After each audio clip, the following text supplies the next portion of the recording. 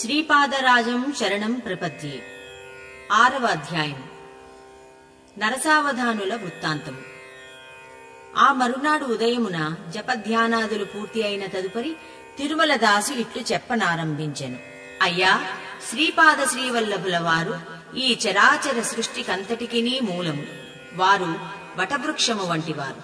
వారి అంశావతారములన్నీయూ వివిధములైన ఊడల వంటివి. ఊడలు భూమిలోనికి దిగి స్వతంత్రమైన తత్వము కలవిగా కనిపించినను వాటికి ఆధారభూతమైనది వటవృక్షమే. దేవదానవులు లగాయతు సమస్త ప్రాణులకును వారే ఆధారము, ఆశ్రయము. వారి నుండియే సమస్త శక్తులను సంప్రాప్తమగుచుండును. తిరిగి వారిలోనే అవి లీనమగుచుండును. పర్వత శిఖరమును చేరిన వ్యక్తికి అన్ని దారులను ఒకటిగానే ఉండును. అదే విధముగా అన్ని రకముల సంప్రదాయముల వారును దత్తతత్వములో సమన్వయము పొందుదురు. సమస్త ప్రాణులకును కాంతి పరివేశము ఉండును. నేను పీఠికాపురమునందున్న రోజులలో అచటకు ఒక యోగి వచ్చెను. అతడు ఫలానా విగ్రహము యొక్క కాంతి పరివేష్టము ఈ విధముగా ఉన్నది, ఈ మనుష్యుని కాంతి విశేషము ఈ రంగులో ఇంత మేరకు వ్యాపించియున్నది అని చెప్పుచుండును. అతడు శ్రీ కుక్కుటేశ్వరాలయమునకు వచ్చి స్వయంభూదత్తుని సూక్ష్మకాంతి ఎంత మేరకు వ్యాపించినది, ఏ రంగులో ఉన్నది పరీక్ష చేయదలిచెను. వారికి స్వయంభూదత్తుని స్థానములో శ్రీవల్లభులు దర్శనమిచ్చిరి. వారి శిరము చుట్టూ విద్యుత్తులను పోలిన ధవళకాంతి అమేయముగా వ్యాపించియుండెను. ఆ ధవళకాంతిని చుట్టి దిగంతములకు వ్యాపించుచూ నీలం రంగు కాంతి దర్శనమిచ్చెను. ఆ మూర్తి ఆ యోగిని చూచి, నాయనా, ఇతరుల సూక్ష్మ శరీరములు ఎంత మేరకు వ్యాపించియున్నవో తెలుసుకోవలయుననే పిచ్చి ప్రయత్నములతో విలువైన కాలమును వ్యర్థము చేయుచున్నావు. ముందు నీ గురించి ఆలోచించుకొనుము. కొలది దినములలో నీకు మృత్యువు పొంచియున్నది. సద్గతిని పొందే యోచనలను చేయుము. సర్వసత్యములకు సర్వతత్వములకును మూలమైన దత్తుడను నేనే. ఈ కలియుగములో పాదగయా క్షేత్రములో మహాసిద్ధ పురుషులు, మహాయోగులు, మహాభక్తులు ప్రేమతో ఆహ్వానింపగా అవతరించితిని. స్వామి యొక్క ఈ వింత ఉపదేశములకు అతనిలోని పూర్వవాసనలు నశించిపోయెను. సూక్ష్మ శరీర కాంతిని తెలుసుకోగలుగు అతని శక్తి శ్రీవల్లభుల వారిలో లీనమైపోయెను. అతడు శ్రీవల్లభుల వారిని వారి స్వగృహమున దర్శనము చేసుకుని ధన్యుడాయెను. స్వచ్ఛమైన ధవళకాంతి శ్రీవల్లభులు అత్యంత నిర్మలమైన వారనియో, సంపూర్ణ యోగావతారులనియో, నీలం రంగు వలన వారు అనంత ప్రేమతోనూ కరుణతోనూ నిండియున్నవారనియో, ఈ విషయములను ఈ వర్ణములు వివరించుచున్నవనియో చెప్పెను. ఆ యోగి నిష్క్రమించిన తదుపరి ఆసక్తికరమైన చర్చ సాగెను. చతుర్వర్ణ విభాగము సూక్ష్మ శరీరముల కాంతి భేదములను బట్టి నిర్ణయించవలనా, లేక జన్మసిద్ధమైన కులగోత్రములను బట్టి నిర్ణయించవలనా? ఏ వర్ణము వారికి వేదోక్త ఉపనయము చేయవలెను, ఏ వర్ణము వారికి శాస్త్రోక్త ఉపనయనము అనగా పురాణోక్త ఉపనయనము చేయవలెను? ఉపనయనమనగా భ్రూమధ్యమునందున్న 3వ కన్నునకు సంబంధించినదా, లేక మరేదైనా విశేషమా? మేధాజనమనగానేమి? ఇటువంటి చర్చ చాలా వేడివేడిగా జరిగెను. పండితులు ఏకాభిప్రాయమునకు రారైరి. సత్య ఋషీశ్వరులని పేరుగాంచిన మల్లాది బాపన్నావధానులు అనువారు పీఠికాపుర బ్రాహ్మణ పరిషత్తునకు అధ్యక్షులై ఉండిరి. వారిని బాపనార్యులని పిలుచుట కూడా కద్దు. వారు ముఖ్యముగా సూర్యుని, అగ్నిని ఉపాసించువారు. పీఠికాపురమునందు జరిగిన ఒకానొక యజ్ఞమునకు వారు ఆధ్వర్యము వహించుటకు ఆహ్వానింపబడిరి. యజ్ఞాంతమున కుంభవృష్టిగా వర్షము కురిసినది. అందరునూ సంతోషించిరి. శ్రీవత్సవాయి నరసింహవర్మ అను క్షత్రియులు శ్రీ సత్యఋషీశ్వరులను తమ గ్రామములో నివసించవలసినదని కోరిరి. యజ్ఞయాగములలో లభించు సంభావనలను మాత్రమే శ్రీ బాపనార్యులు తీసుకొనిడివారు. ఆ ద్రవ్యమునకు ద్రవ్య శుద్ధి లేనిచో స్వీకరించెడివారు కాదు. శ్రీవర్మగారి ఆహ్వానమును వారు తిరస్కరించిరి. ఇంతలో శ్రీవర్మగారికి అత్యంత ప్రీతిపాత్రమైన కపిలగోవు ఒకటి ఉండెడిది. దాని పేరు గాయత్రి. ఆ ధేనువు సమృద్ధిగా పాలనిచ్చెడిది. మిక్కిలి సాధు స్వభావము కలిగినది. గాయత్రి కనిపించుటలేదనియో, ఎచ్చటనో తప్పిపోయినదనియో వర్తమానము శ్రీవర్మగారికి అశనిపాతమయ్యెను. శ్రీ బాపనార్యులు జ్యోతిష పండితులు కూడా ఆగుటచే వర్మగారు వారిని ప్రశ్నించిరి. శ్యామలాంబాపురమున సామర్లకోట, ఖాన్ సాహెబ్ అను కసాయివాణి వద్ద ఉన్నదనియూ వెంటనే వెళ్లకపోయిన ఎడల గాయత్రి వధించబడే స్థితిలో ఉన్నదనియూ తెలిపిరి. వర్మగారు శ్యామలాంబాపురమునకు మనిషిని పంపించు ప్రయత్నమున బాపనార్యులకు ఒక షరతు విధించిరి. బాపనార్యుల వచనానుసారము గాయత్రి లభించునెడల వర్మగారు 3 పుట్ల భూమిని, నివాసయోగ్యమైన ఇంటిని బాపనార్యులకు పండిత బహుమానముగా ఇచ్చెదరు. బాపనార్యులు అంగీకరించని పక్షమున గోహత్యాపాతకమునకు గురి అయ్యెదరు. బాపనార్యులు సంకట స్థితిలో పడిరి. తాను దానమును స్వీకరించని పక్షమున వర్మగారు గోవును హత్యకు గురి అవనిచ్చెదరు. దాని వలన హత్యాపాతకము చుట్టుకొనును. గోహత్యాపాతకము కంటే పండిత బహుమానము స్వీకరించుట మంచిదని తలపోసిరి. గాయత్రి రక్షింపబడెను. పీఠికాపురవాసుల అదృష్టము పండెను. శ్రీ బాపన్నావధానులు గారు 3 పుట్ల భూమికి యజమానులైరి. వారికి నివసించుటకు గృహవసతి కలిగెను.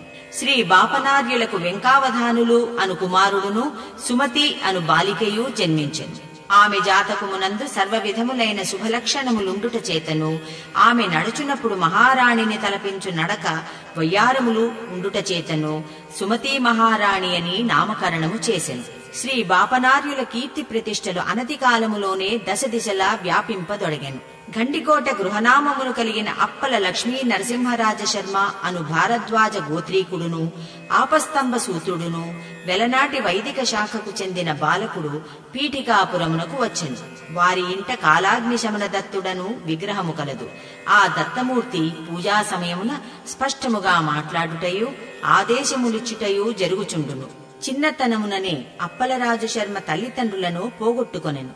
పూజా సమయమున కాలాగ్ని శమనుడు పీఠికాపురమునకు పోయి హరితస గోత్రీకుడును, ఆపస్తంభ సూత్రుడును, వెలనాటి వైదిక శాఖకు చెందిన మల్లాది బాపన్నావధానుల గారి వద్ద విద్యను పూర్తి చేయమని ఆదేశించెను. దత్తుని ఆదేశానుసారము తన వద్దకు విద్యార్థిగా వచ్చిన రాజశర్మను యాయవారములు చేసుకొననీయక తన ఇంటిలోనే భోజన సదుపాయమును ఏర్పాటు చేసెను. శ్రీ బాపనార్యులు శని ప్రదోష సమయమున శివారాధనము చేయువారు. ఇంట్లోని స్త్రీలు శని ప్రదోషమున శివునకు సంబంధించిన వ్రతములను చేయువారు. పూర్వకాలమున నందయశోదలు శని ప్రదోష శివారాధనము చేసినందువలన సాక్షాత్తు శ్రీకృష్ణుని పెంచుకొన అదృష్టమునకు నోచుకున్నారు. శ్రీ బాపనార్యులతో పాటు విధిగా శ్రీ నరసింహవర్మయు, శ్రీ పైండా వెంకటప్పయ్య శ్రేష్ఠియు పాల్గొనేవారు. శ్రీ కుక్కుటేశ్వరుని నుండి వెలువడిన వాణి సుమతి అప్పలరాజుల వివాహము. ఒక పర్యాయము శని ప్రదోష శివారాధనము చేసిన తదుపరి శ్రీ కుక్కుటేశ్వర శివలింగము నుండి విద్యుత్కాంతులు వెలువడసాగాను. ఒకానొక గంభీరమైన వాణి ఇట్లు పలికెను: నాయనా బాపనార్య, నిస్సందేహముగా నీ కుమార్తె అయిన సుమతీ మహారాణిని అప్పలరాజు శర్మకిచ్చి వివాహమునరింపుము. లోక కళ్యాణము సిద్ధించును. ఇది దత్తప్రభుని నిర్ణయము. ఆ మహానిర్ణయమును మీరుటకు ఈ చరాచర సృష్టి అందలి ఏ వ్యక్తికినీ అధికారము లేదు.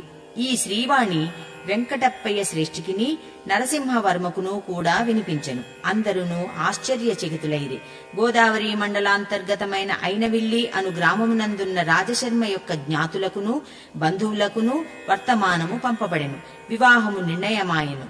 రాజశర్మకు కనీసము గృహమైనా లేకపోట విచారించదగిన విషయముగా నుండెను. శ్రీ పైండా వెంకటప్పయ్య శ్రేష్ఠి తనకు చాలా గృహములు కలవనియో అందొకదానిని రాజశర్మకు ఇచ్చెదనెను. రాజశర్మ దానము తీసుకొనుటకు అంగీకరింపడాయను. శ్రేష్ఠి రాజశర్మ బంధువులతో మాట్లాడి రాజశర్మకు పిత్రార్జితముగా లభించు గృహభాగమును వెల కట్టించెను. ఒక వరహా నిర్ణయించబడెను. శ్రీ శ్రేష్ఠి యొక్క గృహమునకు వెల కనీసము 12 వరహాలని నిర్ణయించబడెను. తక్కువగానున్న 11 వరహాల సొమ్ము ఇచ్చుటకు నా వద్ద పైకము లేదని రాజశర్మ చెప్పెను. అట్లయిన నేను నా గృహమును 1 వరహాకు మాత్రమే అమ్ముచున్నానని శ్రేష్ఠి చెప్పెను. దానముగా తీసుకొనుట మీకు అభ్యంతరమైన ఎడల 1 వరహానిచ్చి నా గృహమును తీసుకొనుడు అని శ్రేష్ఠి చెప్పెను. శ్రేష్ఠి చెప్పునదే ధర్మసమ్మతమేనని అందరూ అంగీకరించిరి. శ్రీ సుమతీ మహారాణికిని శ్రీ అప్పల లక్ష్మీ నరసింహరాజు శర్మకును మహాపండితుల వేదఘోష నడుమ మంగళ వాయిద్యములతో వైభవోపేతముగా పెండ్లి జరిగెను. శ్రీపాద శ్రీవల్లభావతారము అజ్ఞానమనడి అంధకారమును రూపుమాపుటకు వచ్చినది. ఆధ్యాత్మిక భౌతిక ప్రగతిలలో జీవులకు ఏర్పడిన కుంటితనమును రూపుమాపుటకు వచ్చినది. అందువలన శ్రీ దత్తప్రభువులు కాలదేవతను కర్మదేవతను శాసించిరి. వారి శాసనమును అనుసరించి అజ్ఞానాంధకారమునకు ప్రతిగా గుడ్డి బాలుడును, ప్రాకృతిక అప్రాకృతిక ప్రగతికి సంబంధించిన కుంటితనమునకు ప్రతిగా కుంటి బాలుడును రాజశర్మకు సంతానముగా కలిగిరి. తమ ఇద్దరు బిడ్డలు ఈ రకము వారైనందులకు సుమతీ రాజశర్మలు ఎంతగానో ఖేదము నందిరి. అయినవిల్లిలో ప్రసిద్ధమైన విఘ్నేశ్వరాలయము కలదు. వారి బంధువులు ఒక పర్యాయము ఆ మహాప్రసాదమును పీఠికాపురమునకు తీసుకొని వచ్చిరి. సుమతీ రాజశర్మలు ఆ ప్రసాదమును గైకొనిరి. ఆ రోజు రాత్రి సుమతీ మహారాణికి స్వప్నమునందు ఐరావతము దర్శనమైనది. తదుపరి రోజులలో శంఖము, చక్రము, గద, కమలము, త్రిశూలము, వివిధములైన దేవతలు, ఋషులు, సిద్ధులు, యోగులు మొదలైన వారు స్వప్నములో దర్శనమీయసాగిరి. మరికొన్ని రోజులైన తదుపరి జాగ్రత్తవస్థలోనే దివ్య దర్శనములు కాజొచ్చెను. కండ్లు మూసిన ఎడల తెరమీద బొమ్మల వలె దివ్య వర్చస్సులతో, రకరకాల కాంతులతో తపస్సమాధులలో ఉన్న యోగులు, మునులు మొదలగువారు దర్శనమిచ్చుచుండిరి. దేవతలు జన్మించిన నక్షత్రములు సుమతి ప్రసవించబోవు నక్షత్రమునకు కల సంబంధము. సుమతీ మహారాణి తన తండ్రి అయిన బాపనార్యుని సంప్రదించగా సర్వశుభలక్షణములతో కూడిన మహాపురుష జననమునివి సూచించినవి అని.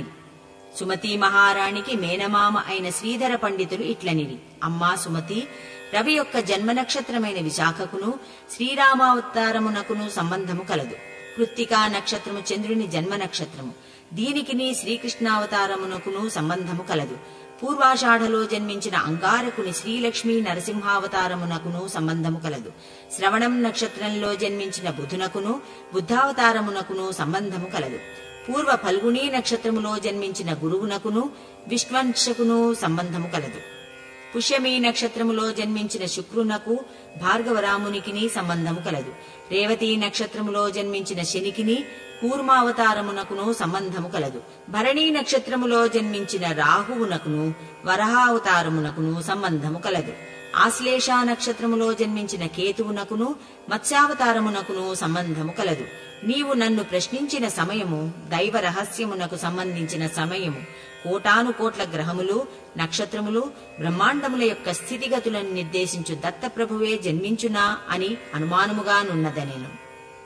దత్తప్రభువు నిత్య వైభవ విభూతి. ఈ విషయమును సుమతీ మహారాణి రాజశర్మతో చెప్పెను. అంతట రాజశర్మ పూజా సమయములో కాలాగ్ని శమన దత్తునే అడిగెదనని పలికెను. కాలాగ్ని శమనుని పూజించు సందర్భమున నరులెవ్వరునూ చూడరాదు. పూజానంతరము దత్తుడు మనుష్య రూపములో ఎదురుగా కూర్చొని మాట్లాడును. తదుపరి ఆ విగ్రహములోనికి లయమైపోవును.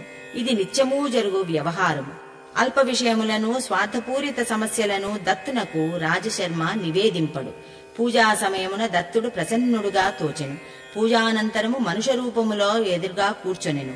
శ్రీధరా రా అని పిలిచెను. దత్తుని నుండి ఒక రూపము బయల్వెడలి తన ఎదురుగా ధ్యాననిష్టమయ్యెను.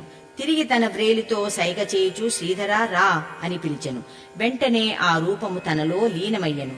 రాజశర్మకు ఇదంతయును ఆశ్చర్యముగా నుండెను. శ్రీ దత్తప్రభువు ఇట్లనెను: నీవు ఇప్పుడు చూచిన రూపము రాబోయే శతాబ్దములలో వచ్చి ఒకానొక అంశావతారము. నాలో లీనమైన జీవన్ముక్తులు సహితము నేను రమ్మని పిలిచిన వెంటనే వచ్చి తీరవలెను. పొమ్మని ఆజ్ఞాపించిన తక్షణము తెరచాటు కాక తప్పదు. నా యొక్క లీలా విభూతి కేవలము భూమికి మాత్రమే పరిమితము కాదు. ఈ బ్రహ్మాండములన్నీయూ నా చేతిలోని ఆటబంతులు. నేను కాలితో ఒక్క తాపు తన్నిన ఎడల కోటాను కోట్ల యోజనములలో పడవలసినదే. నేను జనన మరణములకతీతుడను. ఇట్లనుచు రాజశర్మ భ్రూమధ్యమును తాకెను. వెంటనే రాజశర్మకు తను ఒకానొక యుగములో విష్ణుదత్తుడను పేరుతో జన్మించినట్లును, తన భార్య సుశీల అను నామాంతరము గల సోమిదేవమ్మగా జన్మించినట్లును జ్ఞాతమయ్యెను. గతమంతయు స్ఫురణకు వచ్చినది. శ్రీదత్తుడిట్లనెను: నేను దత్తుడిగా దర్శనమిచ్చిన ఆ యుగములో మిమ్ములను ఏదైనా కోరిక కోరుకోమంటిని. మీరు సరి అయిన కోరికను కోరుకొనలేకపోయిరి. మీ ఇంట పితృ శ్రాద్ధ దినమున భోజనమునకు రమ్మని పిలిచిరి. సూర్యాగ్నులతో కలిసి శ్రాద్ధ భోజనము చేసి తిని మీ పితృదేవతలకు శాశ్వత బ్రహ్మలోక ప్రాప్తినిచ్చి తిని నేను శ్రీపాద శ్రీవల్లభ అవతారమును ధరించదలిచి తిని. గత 100 సంవత్సరముల నుంచి ఈ భూమి మీద శ్రీపాద శ్రీవల్లభునిగా యోగులకును మహాపురుషులకు దర్శనమిస్తూనే ఉన్నాను. పీఠికాపురములో సవితృకాటక చేయనమను భరద్వాజ మహర్షి త్రేతాయుగములో చేసినాడు. ఆనాటి హోమభస్మము మహాపర్వతముల వలె పేరుకుపోయినది. ఆ పర్వత ఖండములను హనుమంతుడు స్వర్గ, మర్త్య, పాతాళములకు కొంపోయెను. మత్స్యలోకమునందు హిమాలయ పర్వత ప్రాంతముల ద్రోణగిరి అందును మరికొన్ని ప్రాంతములందును వెదజల్లబడెను. హనుమంతుడు పర్వత ఖండములను కొంపోవు తరణమున ఒక చిన్న ఖండము గంధర్వ నగరము గాణగాపురమునందు పడినది. గంధర్వ నగరము భీమా అమరజ పవిత్ర సంగమ ప్రదేశము. శ్రీపాద శ్రీవల్లభ అవతారమును గుప్తపరచి నరసింగ సరస్వతిగా జన్మించెదను. మీనాంశ మీన లగ్నమునందు నరసింగ సరస్వతిగా జన్మించి గంధర్వ నగరమునందు అనేక లీలలను చూపి శ్రీశైలమునందలి కదళీవనమున 300 సంవత్సరములు తపో సమాధి నుండి ఆ తరువాత స్వామి సమర్థ అను నామమును ప్రజ్ఞాపురమున నివసించి శని మీనములోనికి ప్రవేశించినప్పుడు శరీరమును త్యజించెదను. దత్తప్రభువు యొక్క ఈ వచనములను తన ధర్మపత్నికి రాజశర్మ వివరించెను. సత్య ఋషీశ్వరులైన బాపనార్యులు ఇట్లనిరి, నాయనా రాజశర్మ, నీవు పూర్వయుగములలోని జన్మమునందు శ్రీదత్త ప్రభువునకు సూర్యునకు అగ్నికి శ్రాద్ధ భోజనము పెట్టిన పుణ్యాత్ముడవు. ఈ జన్మమునందు ఏ రూపములోనైనను దత్తుడు భోజనము పెట్టమని అడుగవచ్చును. ఆనాడు పితృశ్రాద్ధ దినమైనను సరే నిరభ్యంతరముగా భోక్తలు భోజనము చేయుటకు ముందే దత్తుడు భోజనమడిగిన తప్పక పెట్టవలసినది. అమ్మా సుమతి, ఈ విషయములను గుర్తుంచుకొనుము. నాయనా శంకరభట్టు, దత్తప్రభువు యొక్క లీలలు అచింత్యములు, ఇది వరకెన్నడునూ విననివి, అపూర్వములు. మహాలయ అమావాస్య వచ్చెను. రాజశర్మ పితృశ్రాద్ధమునకు సంబంధించిన ఏర్పాట్లను చూచుచుండెను. వీధి ముంగిట భవతీ భిక్షాందేహి అని వినబడెను. అవధూతకు సుమతీ మహారాణి భిక్షనిచ్చెను. కోరినదేదైనా కోరుకొమ్మనిన అవధూతకు సుమతి ఇట్లనియే, అయ్యా తమరు అవధూతలు, మీ వాక్కులు సిద్ధవాక్కులు. శ్రీపాద శ్రీవల్లభావతారము అతి త్వరలోనే ఈ భూమి మీదకి ఆకర్షించబడునని పెద్దలు సెలవిచ్చుచున్నారు. శ్రీదత్త ప్రభు ఇప్పుడు ఏ రూపములో సంచరించుచున్నారు? ఇప్పటికి 100 సంవత్సరముల ముందు నుండి ఈ భూమి మీద శ్రీదత్త ప్రభువు శ్రీపాద శ్రీవల్లభ రూపమున తిరుగుచున్నారని తెలియచున్నది. మీరు నన్ను కోరికనేదైనా కోరుకొమ్మనిరి. నాకు శ్రీపాద శ్రీవల్లభ రూపమున చూడవలెనని కోరికగానున్నది. శ్రీపాద శ్రీవల్లభుల ఆవిర్భావం. ఈ మాటలను వినిన అవధూత భువనములు కంపించునంతగా వికటాట్టహాసము చేసెను. సుమతీ మహారాణికి తన చుట్టుపక్కలనున్న సమస్త విశ్వమును క్షణములో అదృశ్యమైనట్లు తోచినది. ఎదురుగా 16 సంవత్సరముల వయసు గల సుందర బాలుడు యతిరూపమున ప్రత్యక్షమాయెను. అమ్మా, నేనే శ్రీపాద శ్రీవల్లభుడను, నేనే దత్తుడను. అవధూత రూపమున ఉండగా శ్రీవల్లభ రూపమును చూపించమని కోరిక కోరితివి. ఆ కోర్కెను తీర్చుటకు శ్రీవల్లభునిగా దర్శనమిచ్చుచుంటిని. శ్రీవల్లభ రూపముననున్న నన్ను ఏదైనా కోరిక కోరుకొనవచ్చును. నీవు నాకు అన్నమును పెట్టితివి, ప్రతిగా ఏదైనా వరమేయవలెనని కోరికగా ఉన్నది. లోకమునందలి జనులు సంకల్ప రూపముగా పాపకర్మలను చేయునప్పుడు పాప ఫలితములను పొందుదురు. సంకల్పపూర్వకముగా పుణ్యకర్మలను ఆచరించిన పుణ్య ఫలితములు సిద్ధించును. ఏ రకమైన కామ్యములు లేకుండా పుణ్యకర్మలనాచరించుట అకర్మ అనబడును. ఇది సుకర్మ కాదు, దుష్కర్మ కాదు. అకర్మ వలన పుణ్యము పాపము అనున్నవి లేని మరియొక ఫలితము ఈయవలసి వచ్చుచున్నది. అది భగవదధీనమై ఉండును. అర్జునుడు అకర్మ చేయుట వలననే శ్రీకృష్ణుడు కౌరవులను చంపుమనెను. అట్లు చంపుట వలన పాపము రాదని భావము. కౌరవ సంహారము భగవన్ నిర్ణయము. మీ దంపతులు విశేషమైన అకర్మను చేసిరి. అందువలన లోకహితార్థమైన ఫలితమును ఏదో ఒకటి కలుగచేయవలసి ఉన్నది. సంశయరహితురాలవై కోరికను తెలుపుకొనుము, తప్పక అనుగ్రహించదను అని పలికెను. దత్త దర్శనానంతరము సుమతీ మహారాణికి కలిగిన సంకల్పం. ఆ దివ్య మంగళ విగ్రహమును చూచి సుమతీ మహారాణి పాదములపై బడి నమస్కరించెను. శ్రీవల్లభులు సుమతీ మహారాణిని లేవనెత్తి, అమ్మా, బిడ్డ కాళ్లపై తల్లి పడుట అసంబద్ధమైన విషయము. బిడ్డకు ఆయుక్షీణము కూడాను. అంతట సుమతి, శ్రీవల్లభ ప్రభు, అమ్మా అని పిలిచితివి. నేను తల్లిననియో నీవు బిడ్డవనియో అంగీకరించితివి. నీది సిద్ధవాక్కు కనుక ఆ మాటనే నిజము చేయుము. నీవు మా పుత్రునిగా జన్మించవలసినది అనెను. అంతటా శ్రీచరణులు ఇట్లనిరి, తథాస్తు. నేను శ్రీపాద శ్రీవల్లభ రూపమున నీ గర్భమున జన్మించెదను. తల్లి బిడ్డ పాదములపై పడుట బిడ్డకు ఆయుక్షీణము కనుక నేను ధర్మకర్మ సూత్రములకు వ్యతిరేకముగా నడువను గనుక మీ బిడ్డగా 16 సంవత్సరముల వరకు మాత్రమే జీవించెదను అనెను. అందులకు సుమతి, అయ్యో ఎంతటి అపచారము కలిగినది! 16 సంవత్సరముల వరకు మాత్రమేనా ఆయుష్ అని విలపించదొడగెను. అందులకు శ్రీచరణులు ఇట్లనిరి, అమ్మా, 16 సంవత్సరముల వరకు మీరు చెప్పినట్లే నడుచుకుందును. వర్షే షోడశే ప్రాప్తి పుత్రం మిత్రవదాచరేత్ అని ఉన్నది. 16 సంవత్సరముల వయస్సు వచ్చిన పుత్రుని మిత్రుని వలె భావించవలెను, కాని ఆంక్షలను విధింపరాదు. నన్ను వివాహము చేసుకొనవలసినదని నిర్బంధించరాదు. నేను యతినై యథేచ్ఛగా విహరించుటకు అనుజ్ఞనీయవలెను. నా సంకల్పమునకు వ్యతిరేకముగా మీరు నిర్బంధించిన నేను మీ ఇంట నుండువాడను కాను అని పలికి వెంటనే వడివడిగా పయనమై వెడలిపోయెను. సుమతీ మహారాణి నోట మాట రాక కొంత దవ్వు దనుక అట్లేయుండెను. జరిగిన వృత్తాంతమును సుమతి తన భర్తకు వివరించెను.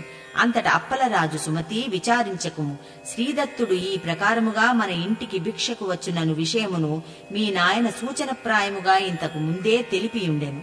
శ్రీదత్తుడు కరుణాసముద్రుడు, శ్రీవల్లభ జననము కానిమ్ము, తదుపరి మనము ఆలోచించుకొనవచ్చును అని పలికెను. అప్పలరాజు ఇంటికి అవధూత వచ్చినను వార్త ఊరంతయును ప్రాకెను. పితృదేవతలకు అత్యంత ప్రాముఖ్యమైన ఈ మహాలయ అమావాస్య రోజున బ్రాహ్మణుల భోజనము చేయుటకు ముందే అవధూతకు భిక్ష ఇవ్వబడినను విషయము చర్చించబడుచుండెను. శ్రీ బాపన్నావధానులు గారిట్లని, శ్రీపాద శ్రీవల్లభ జననము అందరూ అనుకొనుచున్నదే, అవధూతకు సాష్టాంగ ప్రణామము చేయుట విహితమే. అందువలన సుమతి యొక్క దోషము ఏమీ లేదు. బిడ్డగా జన్మించినప్పుడు సాష్టాంగము పడుట ఆయుక్షీణము కరము కాని అవధూత వేషమున ఉన్నప్పుడు సాష్టాంగము చేయుట తప్పు విషయము కాదు. పీఠికాపుర బ్రాహ్మణ్యము ఈర్ష్య వహించి ఉండెను. అందులో నరసావధానులు అను పండితుడు చాలా ఈర్ష్యను కలిగి ఉండెను. అమావాస్య రోజున అందరూ పితృకార్యమున నిమగ్నమై ఉందురు. భోక్తల యొక్క విషయము గడ్డు సమస్య అయ్యెను.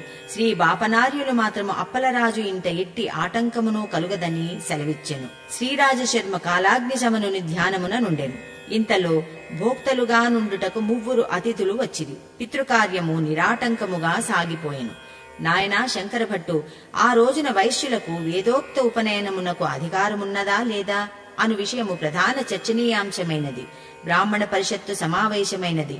బంగాళదేశమునందరి నవద్వీపము నుండి ఆశుతోషుడను పండితుడు పాదగయా క్షేత్రమునకు వచ్చెను. అతని వద్ద అత్యంత ప్రాచీనమైన నాడీ గ్రంథములుండెను. అతడు కూడా పండిత పరిషత్తునకు ఆహ్వానింపబడెను. శ్రీ బాపనార్యులు ఇట్లు సెలవిచ్చిరి: నియమ నిష్ఠలలో బ్రాహ్మణులు, క్షత్రియులు, వైశ్యులు సమానముగానే ఉన్నారు. కావున వీరికి వేదోక్త ఉపనయనము ధర్మ విహితమే.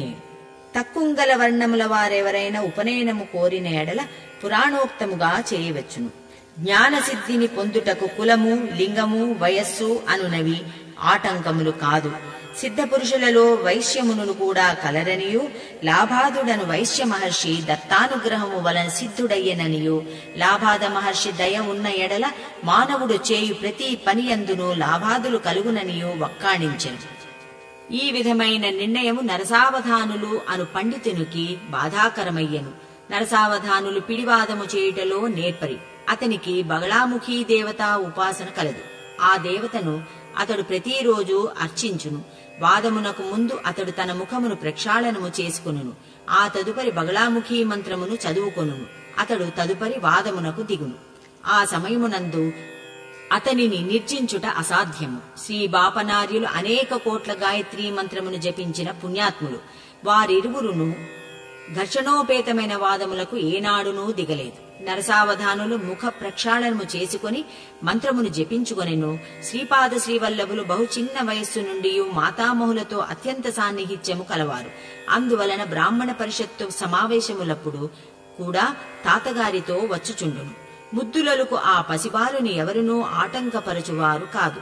ఈ రోజున నరసావధానులకు శ్రీవల్లభులు సభలో నుండుట అయిష్టముగా నుండెను. మహాపండితుల సభకు పిల్లవాడు వచ్చుట నరసావధానులకు తప్పుగా తోచెను. బగళామంత్రమును చదువుకొని వాదమునకు ఉపక్రమింపబోవుచు శ్రీపాదులనుద్దేశించి నీవేల వచ్చితివని అడిగెను. అందులకు శ్రీపాదులు, తాత, పిలువని పేరంటమునకు వచ్చుట పాడికాదా?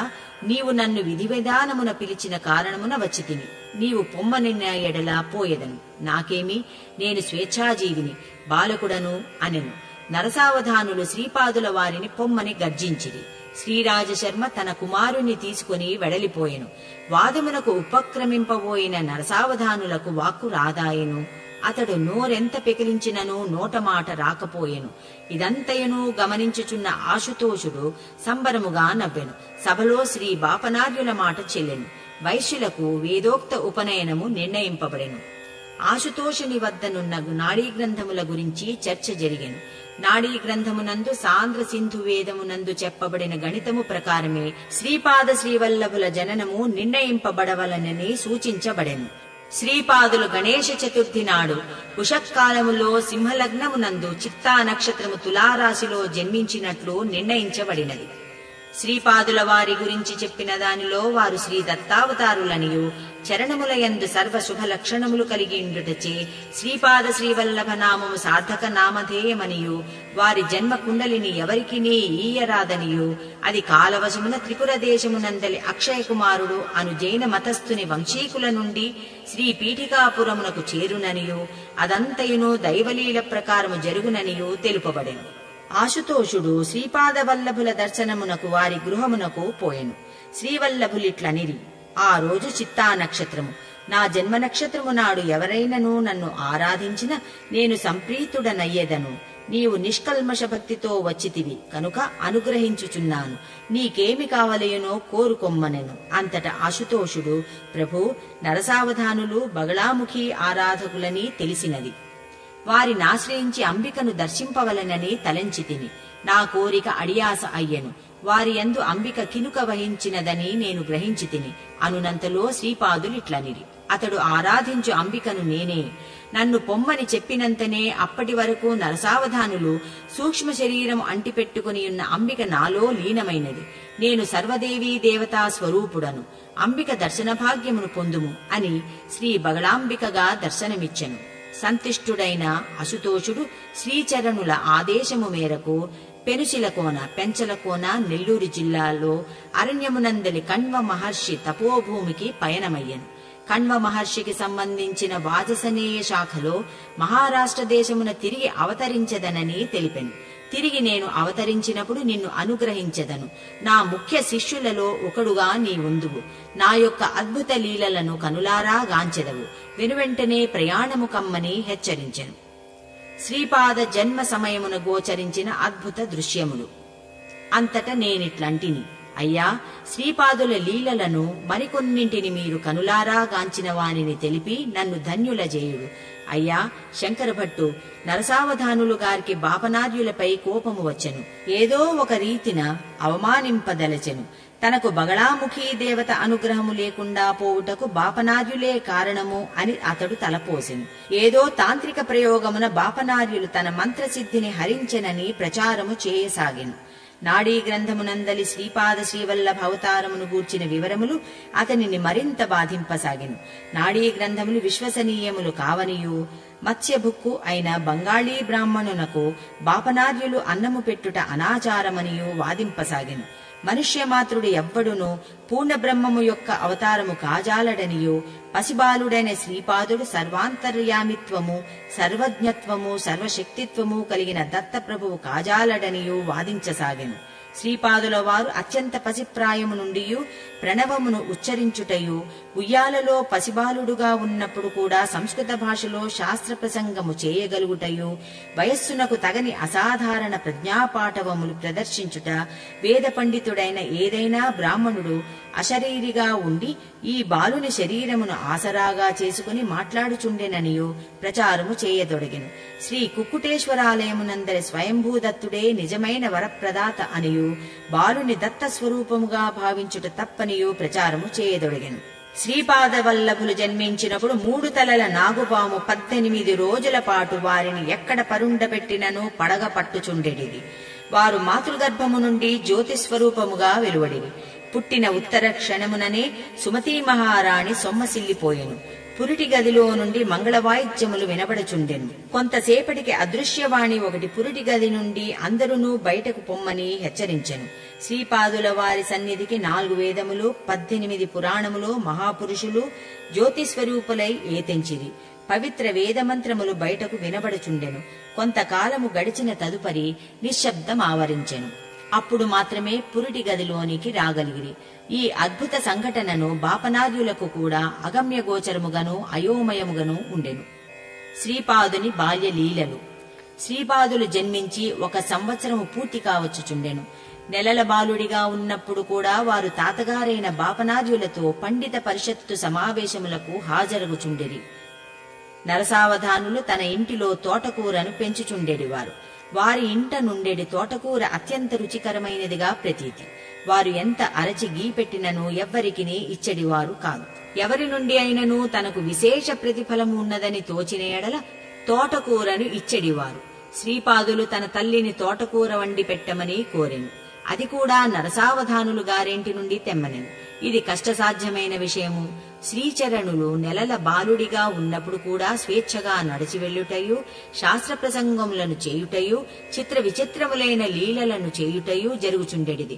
పీఠికాపురవాసులు ఎవరో మహాపండితుడు మరణించిన తదుపరి ఈ బాలునిలో ప్రవేశించి ఈ రకములైన పనులను చేయుచుండెననియు, బాలునికి తగిన వైద్యము చేయించక బాపనార్యులు రాజశర్మ దత్తావతారమని తప్పుగా భావించుచున్నారనియు, ఇది అంగీకారయోగ్యము కాని విషయమనియు తలపోయిచుండెది. పీఠికాపురము పాదగయా క్షేత్రముగా ఉన్న కారణమున పితృదేవతలకు ప్రధానమైన క్షేత్రము కనుకను పీఠికాపురములో విగతాత్మలలో సంభాషించగల తంత్రవేత్తలు ఉండుట వలనను ఈ రకములైన వాదములకు బలము చేకూరుచుండెను. నేను మాల్యాద్రిపురము నుండి వచ్చిన కారణమున శ్రీ బాపనార్యుల వారి ఇంట్లోని దుస్తులను, శ్రీ రాజశర్మ గారి ఇంట్లోని దుస్తులను ఉతుకుచుండెడువాడను. నరసావధానులు గారింటి బట్టలను ఉతుకు చాకలి వృద్ధుడై మరణించెను. వానికి ఒక్కడే కుమారుడు. కోకనదమని పిలువబడు వాయసపుర అగ్రహారము కాకినాడకు అతడు వలసపోయెను. అందువలన నరసావధానులు గారింటి బట్టలను ఉతుకుటకు నన్ను నియమించిది.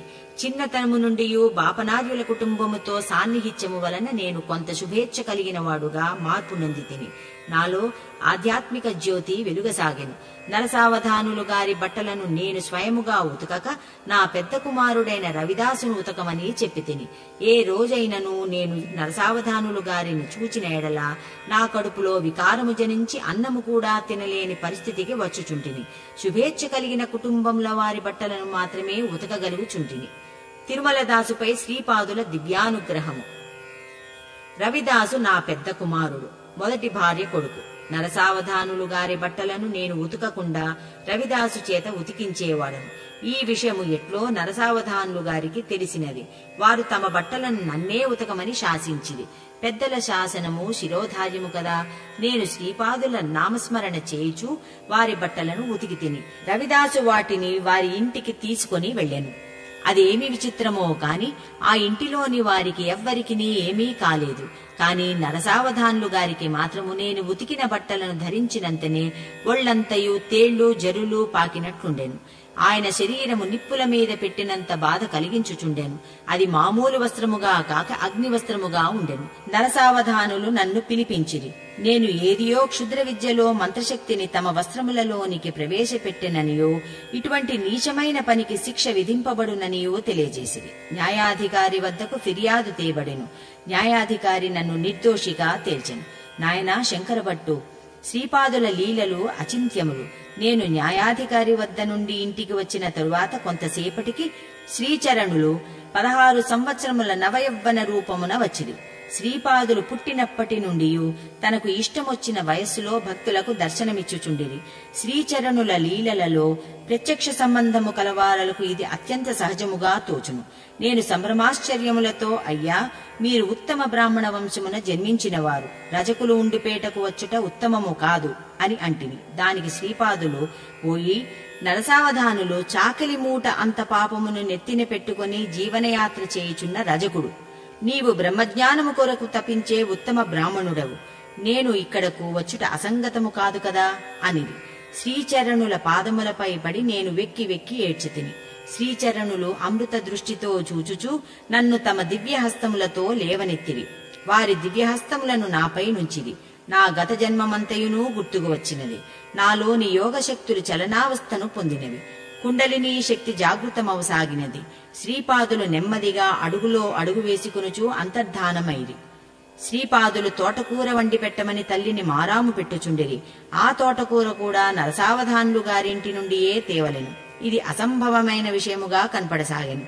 తాతగారైన శ్రీ బాపనార్యులు ఇట్లనిరి, నాయనా శ్రీపాద, రేపు ఉదయమున నీవే స్వయముగా నరసావధానులు తాతగారిని తోటకూర ఇమ్మని కోరవలసినది. నేను నిన్ను ఎత్తుకొని వారింటి వద్దకు వెళ్లెదను. ఒకవేళ నరసావధానులు తోటకూర ఇవ్వని పక్షమున ఇంక నీవు ఆ విషయమై పట్టుపట్టరాదు. దానికి శ్రీపాదులు అంగీకరించిరి.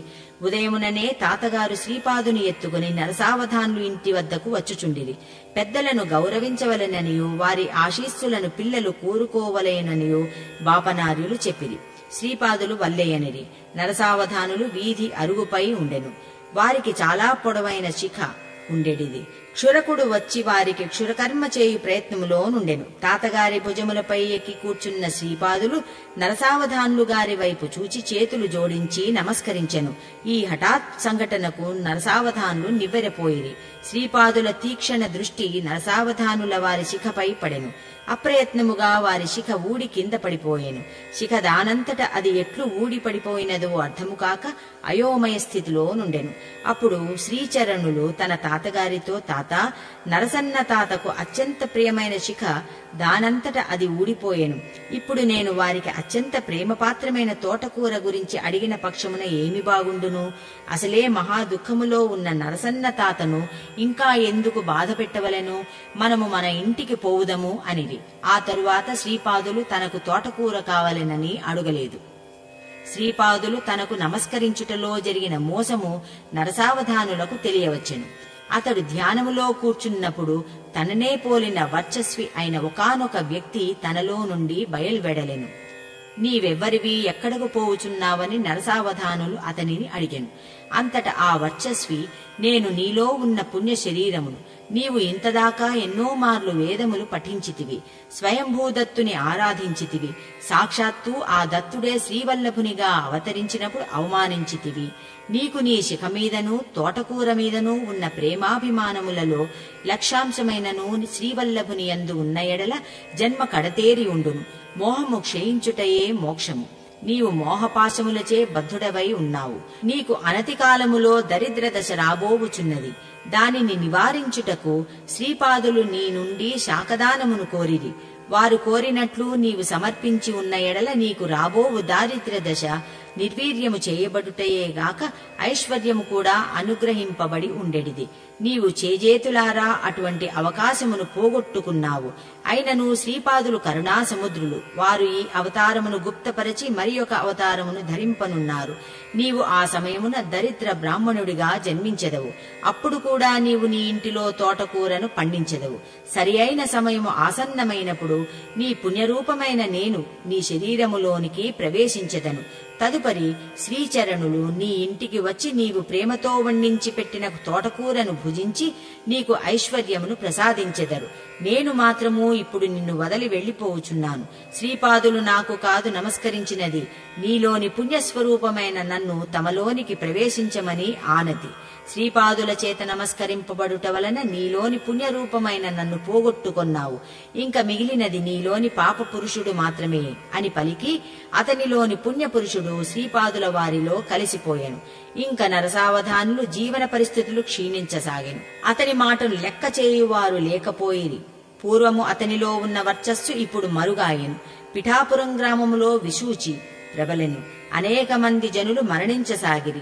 జలదోషము వలన క్రిముల వ్యాప్తి జరుగుచుండెననియో అది అంటురోగముగా వ్యాప్తి చెందుచుండెననియో వైద్యులు తేల్చిరి. భయవిహ్వలులైన జనులు ఈ మహమ్మారి నుండి తమను రక్షించవలసినదనియో జనహితార్థము శాస్త్రములలో చెప్పబడిన ఉపాయములను అన్వేషించి సత్వరమే తగు చర్యలను గైకొనవలసినదనియో బాపనార్యులను ప్రార్థించిరి. బాపనార్యులు అంతర్దృష్టితో అవలోకించి ఇది జలదోషము వలన కాదనియో వాయుమండలమునందలి కాలుష్యము వలన అనియూ తెలుసుకునిరి. శ్రీ బాపనార్యులు చెప్పునది వైద్యశాస్త్ర విషయములకు వ్యతిరిక్తమనియో అందువలన ఆమోదయోగ్యము కాదనియో వైద్యులు నిర్మోహమాటముగా తెలిపిరి. గ్రామదేవతకు రకరకముల జంతుబలులు వివిధములైన పూజలను జనులు చేయసాగిరి. తాంత్రికులు జంతుబలులను విశ్వసించెదరు. జంతుబలి చేయుట వలన ఆ జంతువులోని జీవశక్తి అనగా ప్రాణశక్తి బలవంతముగా విడుదల కాబడును. మంత్రోచ్చాటనము వలన ఆ ప్రాణశక్తి బలి ఇచ్చు వ్యక్తికి వశమగును. ప్రాణశక్తిని వృద్ధి పొందించుటకు యోగ ప్రక్రియలున్నవనియు సాత్వికారాధనా పద్ధతులు అనేకములున్నవనియు గ్రామదేవతను ప్రసన్నము చేసుకొనుటకు సాత్విక పద్ధతులను అవలంబించవచ్చుననియు బాపనార్యులు సెలవిచ్చిరి. అయినను జనులు జంతుబలిని ఇచ్చుట మానరైరి. శ్రీపాద శ్రీవల్లభులయందు వారి దివ్యలీలలయందు విశ్వాసము గల కొందరు శ్రీచరణుల వారిని ఈ విషయముగా అడిగిరి. అంతటా శ్రీచరణులు గ్రామదేవతను బలిని కోరవద్దని తాను చెప్పినట్లును, ఆమె తన ఆజ్ఞ మేరకు సముద్ర స్నానము చేయుటకు వెళ్లెననియు, కేవలము పాల పొంగళ్లు సమర్పించిన రక్షాకాళికారూపము శాంతించుననియు, ఈ విషయమును గ్రామ ప్రజలకును పరిసర గ్రామ ప్రజలకును తెలియపరచుటకు చర్మకారునొకని పిలిచి చర్మ వాయిద్యములతో దండోరా వేయమని చెప్పవలసినదనియు తెలియచేసిరి. దండోరా ఎవరి చేత వేయించమందురని అడుగగా, విశూచి సోకి రోగగ్రస్తుడైన వెంకయ్యతో నా మాటగా చెప్పమని చెప్పిరి. శ్రీవల్లభుల వారి విశ్వాసులు వెంకయ్య వద్దకు పోయిరి. వెంకయ్య మరణాసన్న స్థితిలో నుండెను. శ్రీచరణుల వారి ఆజ్ఞను తెలుపగా అతడు మూర్ఛిల్లెను. ఒక గడియసేపటికి ప్రకృతిస్థుడై సంపూర్ణ ఆరోగ్యవంతుడయ్యను. ఈ వార్త పిఠాపురంలో బహుదా చర్చనీయాంశమయ్యను. వెంకయ్య చేత దండోరా వేయించబడెను. శ్రీ బాపనార్యులు జలముతో నిండిన పెద్ద పాత్రను తన సన్నిధిని ఉంచమని చెప్పిరి. విషక్రిములను సంహరించుటకు తగిన మంత్రములను ఉచ్చరించిరి. టపటపమని శబ్దము చేయుచు ఆ విషక్రిములు వాయుమండలము నుండి వచ్చి జలపాత్రలో పడినవి. వాయుమండలము నందలి కాలుష్యము హరించబడెను. విశూచి మహమ్మారి పీఠికాపురమును వీడిపోయెను. శ్రీపాదుల వారి జన్మదినము గణేశ చతుర్థి నాడు సతీ సమేతముగా రాజశర్మ శ్రీచరణులను తీసుకుని బాపనార్యుల ఇంటికి వెళ్లెను. శ్రీ బాపనార్యులు శ్రీవల్లభుల వారి పాదపద్మములను పరిశీలించి శుభలక్షణములను దర్శించే యత్నించినప్పుడల్లా వారి కండ్లకు మిరుమిట్లు గొలుపు కాంతులు మాత్రమే దర్శనము ఇచ్చుచుండెను. శ్రీ మహావిష్ణువునకున్న శుభలక్షణములను వారు దర్శించలేకపోయేడివారు. ఇది వారికి ఆశ్చర్యకరముగా నుండెను. ఆ రోజు ఉషక్కాలమున బియ్యమును దంచిన తౌడు నందు దివ్య పాదముద్రలను చూచి తన కుమార్తె అయిన సుమతిని పిలిచి, అమ్మా, ఈ మార్గమును ఎవ్వరు వెళ్లినారని అడిగెను. ఇంకెవరు నాన్న, మీ ముద్దుల మనమడే ఇటు వెళ్లినాడు అని సుమతి సమాధానము చెప్పెను. ఆ కాలిముద్రలు సుమారు 16 సంవత్సరముల బాలుని కాలిముద్రలుగా తోచెను. తాతగారు శ్రీవల్లభుని తన ఒడిలోనికి తీసుకుని శ్రీచరణములను పరిశీలించిరి. ఇది వరకు కనులకు మిరుమిట్లు గొలుపు కాంతులు ఇప్పుడు కానరాలేదు. సుస్పష్టముగా తను స్వయముగా దత్తావతారమని సూచించు శుభలక్షణములు వారికి దర్శనీయమాయెను. దివ్యశ్రీ చరణములను ముద్దాడి ఈ బాలుడు సాక్షాత్తు దత్తప్రభువని నిర్ణయించుకొనెను. అప్పుడు వారి నోటి వెంట అప్రయత్నముగా కొన్ని పదములు ఉచ్చరించబడినవి. వాటికి ఛందోబద్ధత గాని వ్యాకరణ దోష రాహిత్యము కాని ఉండనవసరము లేదు. శ్రీపాదులు మౌనముగా తాతగారి కనుల వెంట కారు కన్నీరును తొడిచెను. కొంతసేపటికి వారు ఇట్లనిది, తాత, నీవు శ్రీశైలమునందు సూర్యమండలము నుండి శక్తిపాతము చేసి మల్లికార్జున శివలింగములోనికి ఆకర్షించితివి. అదే సమయమున సూర్యమండలము నుండి శక్తి గోకండమునందలి మహాబలేశ్వరునిలోనికిని పాదగయా క్షేత్రములోని స్వయంభూదత్తునిలోనికిని ఆకర్షించబడినది. నేను గోకండ క్షేత్రమును మరింత శక్తివంతము చేయదలచితిని. జీవులకు సంబంధించిన అనిష్ట స్పందనలను అది తనలోనికి లయము చేసుకుని ఆశ్రితులకు శుభస్పందనలను అందింపజేయుట నా సంకల్పము. అది పరమేశ్వరుని ఆత్మలింగము. అదే విధముగా దర్శనమాత్రముననే ముక్తిని ప్రసాదించు శ్రీశైల మల్లికార్జున లింగమును కూడా శక్తివంతము చేయదలచితిని. నీవు సత్య ఋషివి. యతిరూపముననున్న నాకు అమ్మ పాద నమస్కారము చేయుట వలన నేను అల్పాయుష్కుడను కాజాలనని తీర్మానించితివి. శ్రీపాద శ్రీవల్లభ రూపముననున్న నాకు అమ్మ పాద నమస్కారము చేయుట వలన నేను అల్పాయుష్కుడనయ్యదనని నేను వక్కాణించితిని. మన ఇద్దరి వాక్కులకును వ్యాఘాతము లేకుండగా నేను 16 సంవత్సరముల పర్యంతము మాత్రమే నీ ఇంట ఉండదలచితిని. సంసార బంధముల నుండి విముక్తిని పొందగోరు ముముక్షువులను అనుగ్రహించవలెను. నేను చిరంజీవిగా ఉండవలనన్నది నీ సంకల్పము కనుక దానిని తప్పక తీర్చెదను. శ్రీపాద శ్రీవల్లభ నామమున వ్యవహరించు ఈ దివ్యమంగళ స్వరూపము గుప్తము కావించబడును. నరసింహ సరస్వతిగా అవతరించినను శ్రీవల్లభ రూపము మాత్రము నిత్య సత్య రూపముగా నిలచియుండును. నరసింహ సరస్వతినై అవతరించి శ్రీశైలమున కదలీవనమందు 300 సంవత్సరములు తపమాచరించి ప్రజ్ఞాపురమున స్వామి సమర్థుడనై అచటనున్న వటవృక్షములో నా యొక్క ప్రాణశక్తిని ప్రవేశపెట్టి శ్రీశైల మల్లికార్జున శివలింగమునందు విలీనమయ్యెదను. బాపనార్యులకు ఇదంతైనూ ఆశ్చర్యముగను అద్భుతముగను తోచెను. తాతగారి ఇంట గణేశ చతుర్థి నాడు శ్రీపాదుల ప్రథమ జన్మ దినోత్సవం మహావైభవముగా జరిగెను. పీఠికాపురములో ఆ రోజు మరి ఒక వింత జరిగెను. ఉషక్కాలమున నరసావధానులు గారును పూజారియు మరికొందరును కుక్కుటేశ్వరాలయ సందర్శనమునకు వెళ్లినప్పుడు అచట స్వయంభూదత్తుని విగ్రహము లేదు.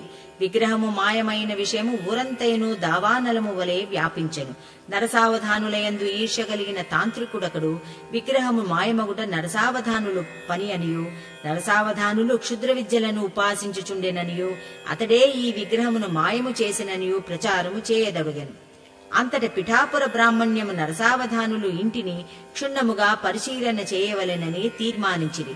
బాపనార్యులను ఈ విషయమై ప్రశ్నించగా నిజము నిలకడ మీద గాని తేలదనియు, ప్రస్తుతము మౌనముగా నుండుట భావ్యమని తను తలచుచున్నాననియు, సమయము వచ్చినప్పుడు మాట్లాడేదననియు తెలియజేశాను. నరసావధానులు ఇంటిలో తవ్వకములను జరుపగా మానవ కపాలములు, క్షుద్ర విద్యలకు సంబంధించిన కొన్ని వస్తువులు బయల్పడెను. నరసావధానులు నిర్దోషి అయినను అతడు క్షుద్ర విద్యా విపాసకుడని ముద్రపడెను. రోజు రోజుకు అతని ఆరోగ్యము క్షీణించుచుండెను.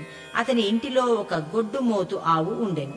దానిని కూడా ఎత్తువలే భావించి వ్యవసాయం పనులకు వాడుచుండిరి. నరసావధానులు దానికి మేత సరిగా పెట్టడాయను. తాంత్రికుడు ఆ గోవునందు క్షుద్ర శక్తిని ప్రవేశపెట్టెను. అది ఒకనాడు కట్లు తెంచుకొని భీకరాకారముగా ఇంటిలోని వారిని పొడిచి తన యజమాని ఎంతో ప్రేమగా పెంచుకొని తోటకూర తోటను ధ్వంసం చేసెను. దానిని సమీపించి తాడుతో బంధించుట ఎవరి తరమూ కాదాయను. ఆ రోజున నరసావధానులు తల్లి యొక్క ఆబ్దీకము, ఇంటిలో గారెలు మరికొన్ని భక్ష్యములు సమృద్ధిగా చేయబడింది. నరసావధానులు ఇంటిలో వంటపాకలోనున్న భక్ష్యములను, గారెలను ఆ ఆవు తినివేశను. అప్పటికే భోక్తలు భోజనములు పూర్తి అయినవి. అయితే ఇంటిలోని వారు ఇంకనూ భోజనము చేయలేదు. శ్రీపాదుల వారు తన తండ్రి అయిన రాజశర్మతో మనము నరసన్న తాతగారి ఇంటికి పోవలెనని మారాము చేయసాగెను. శ్రీపాదుల వారిని తీసుకుని రాజశర్మ నరసావధానుల ఇంటికి ఎదురుగా నిలుచొనెను. ఇంతలో అవధానులు వారి గోవు బయటకు వచ్చెను. శ్రీపాదుల వారు తన తండ్రిని తనను కిందకు దింపమనిది. ఆ గోవు శ్రీపాదుల వారి చుట్టూ 3 ప్రదక్షిణములు చేసెను. తదుపరి శ్రీచరణములకు ప్రణమిల్లి ప్రాణములు విడిచెను. పీఠికాపురమునందలి జనులు ఈ సంఘటనను రకరకములుగా వ్యాఖ్యానించిరి.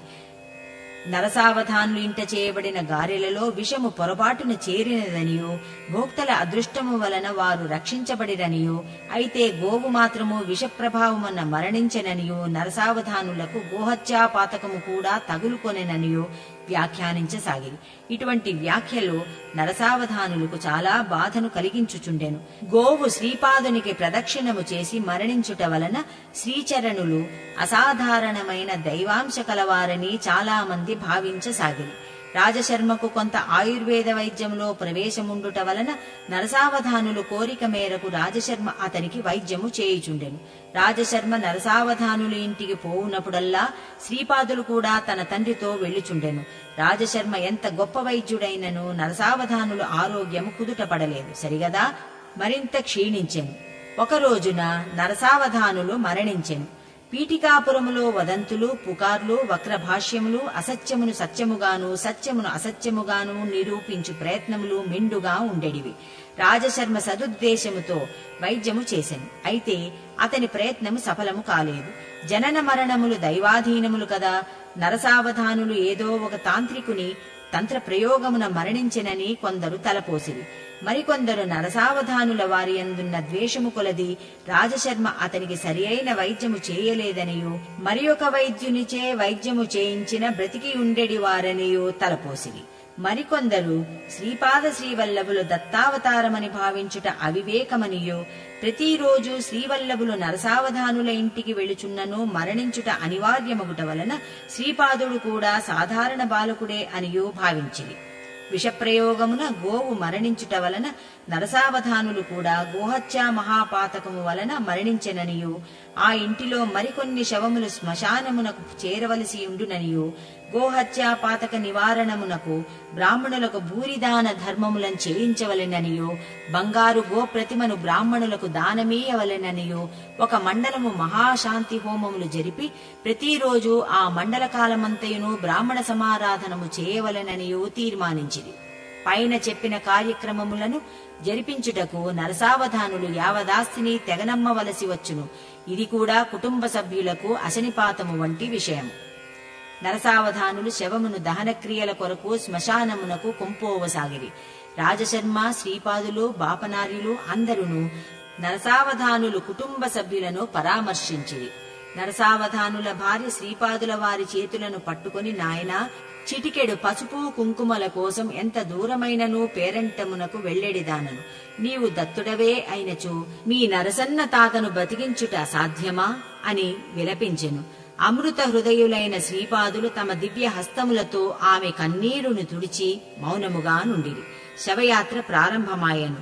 రాజశర్మ, శ్రీపాదులు, బాపనార్యులు అందరూ శవయాత్రలో పాల్గొనిరి. నరసావధానులు పెద్ద కొడుకు చితికి నిప్పు అంటించు ప్రయత్నములో నుండెను.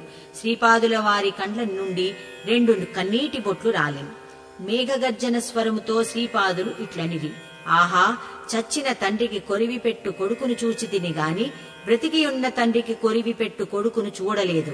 అందరునూ నిశ్చేష్టులై చూచుచుండిరి. శ్రీపాదులు మెల్లగా చితిపైనున్న నరసావధానులు భ్రూమధ్యమును తన బొటనవేలితో తాకి తిరిగి తమ భ్రూమధ్యమును తాకిరి. నరసావధానులకు చైతన్యము రాసాగెను. శవయాత్రకు తన శవముతో కలిసి వచ్చిన వారందరితోటి నరసావధానులు శోభాయాత్రగా ఇంటికి తిరిగి వచ్చెను. శ్రీపాదులు అతని భ్రూమధ్యమును తాకుట వలన అతనికి కర్మసూత్రము యొక్క సూక్ష్మాంశము అవగతము కాసాగెను. తన ఇంటనున్న గొడ్డు ఆవు తన తల్లి అని బోధపడెను. తన ఇంట్లో పడియున్న ముసలి ఎద్దు తన తండ్రి అని తెలిసెను. వారిద్దరూ తన నాయనమ్మను తాతను ముసలితనములో సరిగా చూడని కారణమున ఈ రకమైన హీన జన్మ నుండి తనకు ఊడిగము చేసిన విషయము బోధపడెను. మరణావస్థలోనున్న గోమాత శ్రీపాదుల వారిని తన క్షీరమును గ్రోలవలసినదని ప్రార్థించినట్లును, మరుజన్మములో గొడ్డు ఆవుగా జన్మించినప్పుడు నీ క్షీరమును గ్రోలిదనని శ్రీపాదులు అభయమిచ్చినట్లును అతనికి స్పష్టముగా గోచరమాయెను.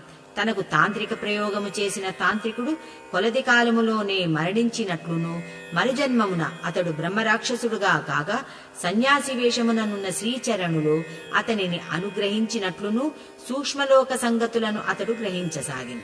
తను కూడా మరుజన్మమున సన్యాసి వేషముననున్న శ్రీపాదుల వారిచే అనుగ్రహింపబడి విశేష ఐశ్వర్యముతో కూడియున్నట్లును తన ఇంట శ్రీచరణులు తోటకూరతో వండిన వంటకములను భుజించి తన స్వహస్తములతో తోటకూరను పీకి పారవేసి బంగారు నాణెములతో నిండిన బిందెలను ప్రసాదించినట్లును అతడు భవిష్యత్తును స్పష్టముగా చూచెను.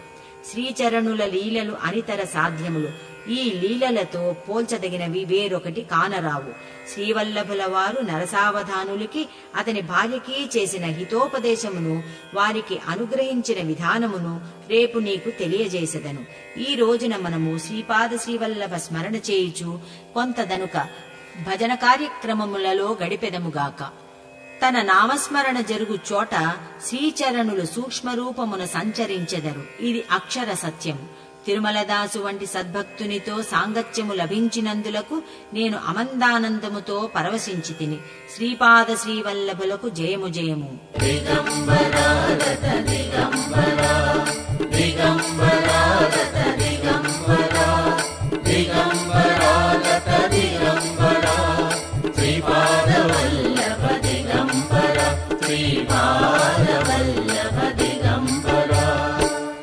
మొదటి రోజు పారాయణం సమాప్తం.